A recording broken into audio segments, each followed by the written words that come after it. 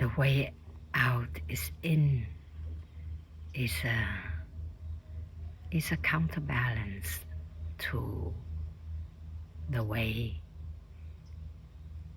of our society that we always look outward for solutions, through escapism, through consumerism. We always look outside for temporary fix or solutions, but along the way that causes more problems. It makes the situation more complicated and more severe as a result.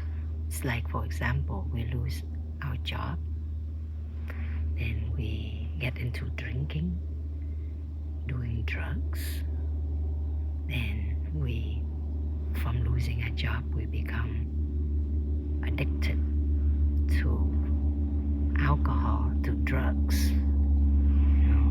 It can lead to depression, and it can lead to, it causes the marriage to fall apart, relationships to go south, etc., etc. So, but when we learn that the way out is in, is to come back and calm our body and mind. It's the practice of stopping and deep looking so that we see more clearly what to do and what not to do, what to say and what not to say. Now we live at Deer Park, where it's right in nature, and I see the squirrels. They are always moving about. The rabbits, you see them constantly moving about. But actually, very often, I also see squirrels. They would perch on a boulder, very still like this, for like 5 minutes. Just this afternoon, as I was eating lunch, one perched on one boulder and another on another boulder, and they were incredibly still.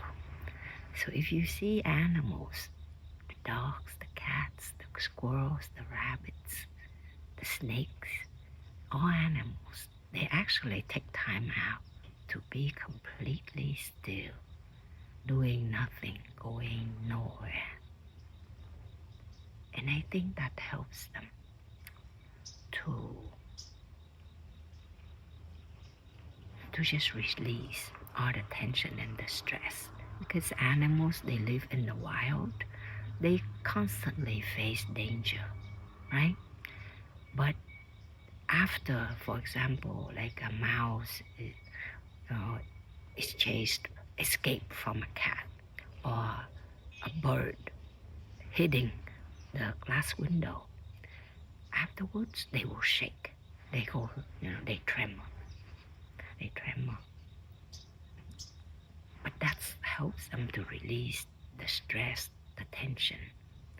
When I released a very big rattlesnake, it didn't slither away right away.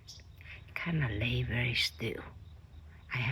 We had to step back, and then we actually just left the big trash can there, and then it took its time to go on its way. So animals have that wisdom to stop, to let the body process the stress and the tension. So that's why they live in the wild, they face constant danger, but they don't suffer the same kind of trauma that humans do. That we have forgotten that capacity to stop, rest, release, and look deeply. And so the way out is in. It helps us to make time for ourselves, to simply sit and do nothing.